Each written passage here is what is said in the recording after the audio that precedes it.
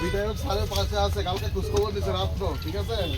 তাহলে খবর পেয়ে রাত্রে রাত্রে অনেক রাত্রে গেছে না, এই যে যা করেন এটা করে এলো ইন্সুরেন্স করো, ঠিক আছে।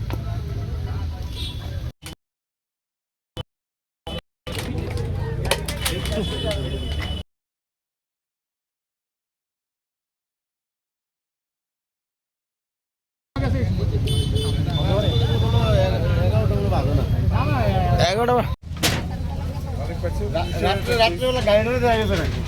আমি না খাই খবর দিছি, মানে উপর দিকটা গাড়িটা দেখা গেছে না, মানে একজনই ছিল না,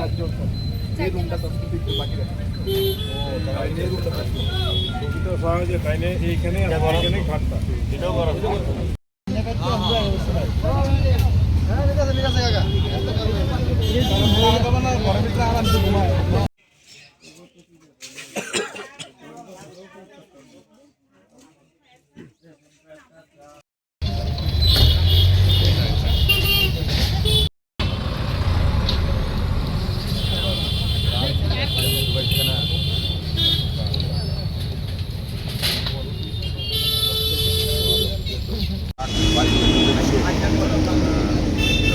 একজন মহিলাকে জায়গায় মৃত্যুবরণ হয়েছে।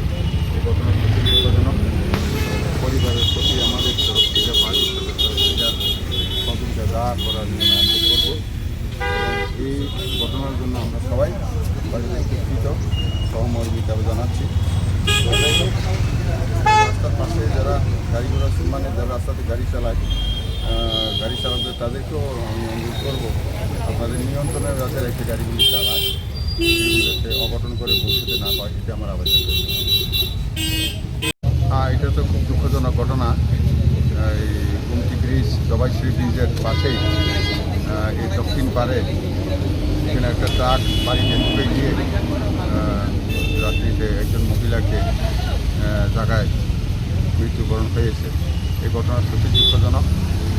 পরিবারের প্রতি আমাদের তরফ থেকে, পার্টির তরফ থেকে সহযোগিতা যা করার নিয়মে আছে করব। এবং এই ঘটনার জন্য আমরা সবাই বাড়িতে দুঃখিত, সহমর্মিতা জানাচ্ছি।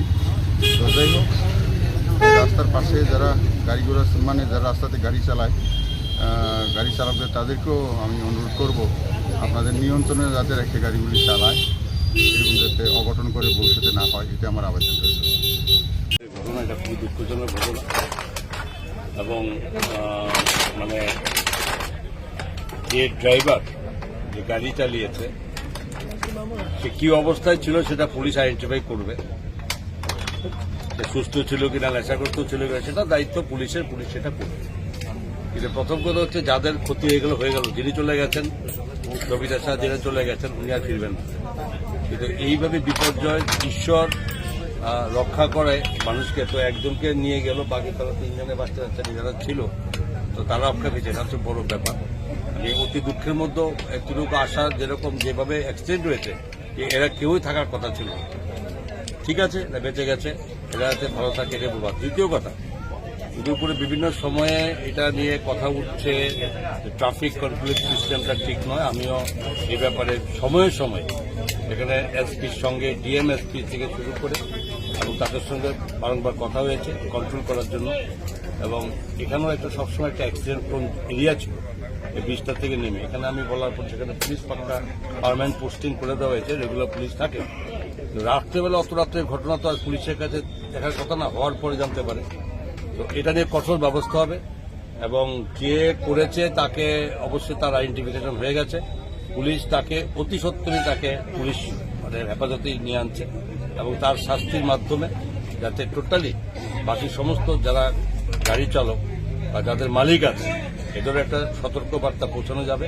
এবং তাছাড়া পুলিশ ডিপার্টমেন্টকে বলা হচ্ছে, আবারও বলা হবে যাতে এই উদ্যোগ ট্রাফিক কন্ট্রোলিং ব্যবস্থাটাকে আরও